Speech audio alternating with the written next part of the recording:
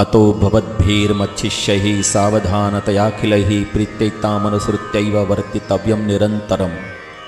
હવે મહારાજ શિક્ષાપત્રીનો 10મો શ્લોક તેને લગતા કહે છે કે એટલા જ માટે એટલે જે કારણે લઈ કરીને સત્શાસ્ત્રમાં પ્રતિપાદન કરેલા સદાચારોનું જે પુરુષો પાલન કરે છે એ મહાસુખ્યા થાય છે, અને જે પુરુષો પાલન નથી કરતા એ મહાદુખ્યા થાય છે। એટલા જ માટે મારા આશ્રિત મારા શિષ્ય એવા તમો બધા, તો તમારે બધાએ સાવધાન થઈ કરી અને પ્રેમથી અને તેમાં પણ નિરંતર આ શિક્ષાપત્રીને અનુસરીને જ વર્તવું।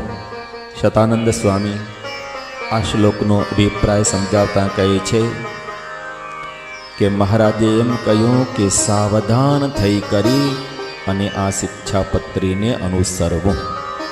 તો શતાનંદ સ્વામી કહે છે કે જો આપણે સાવધાન ન હોઈએ તો જરૂર ઇન્દ્રિયો કુમાર્ગે ચાલી જાય છે। પુરુષ જો સાવધાન ન હોય તો અવશ્ય એ લપસી પડે છે। તો મહારાજે કહ્યું કે સાવધાન થઈ કરીને આ શિક્ષાપત્રીને જ અનુસરવું। તો શતાનંદ સ્વામી કહે છે કે આપણે ધર્મ માર્ગ થકી ભ્રષ્ટ થઈએ છીએ અસાવધાનીથી। સાવધાની ન હોય તો જ ધર્મ માર્ગ થકી ભ્રષ્ટ થવાય છે। પુરુષ જો સાવધાની રાખે તો ક્યારે પણ એ ધર્મ માર્ગ થકી ભ્રષ્ટ થતો નથી। જે કોઈ પણ ધર્મ માર્ગ થકી ભ્રષ્ટ થાય છે એ અસાવધાની થકી થાય છે। એટલા જ માટે મહારાજે કહ્યું છે કે સાવધાન થઈ કરી અને આ શિક્ષાપત્રીને અનુસરવું। શતાનંદ સ્વામી વિવરણ કરતા સમજાવે છે કે બીજું વિશેષણ મહારાજે એ આપેલું છે કે સાવધાન થઈ કરી અને પ્રેમથી આ શિક્ષાપત્રીને અનુસરવું, પ્રેમથી, ઉત્સાહથી।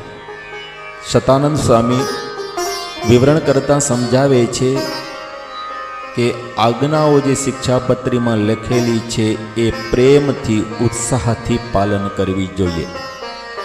આજ્ઞાઓનું બે પ્રકારે પાલન થાય છે।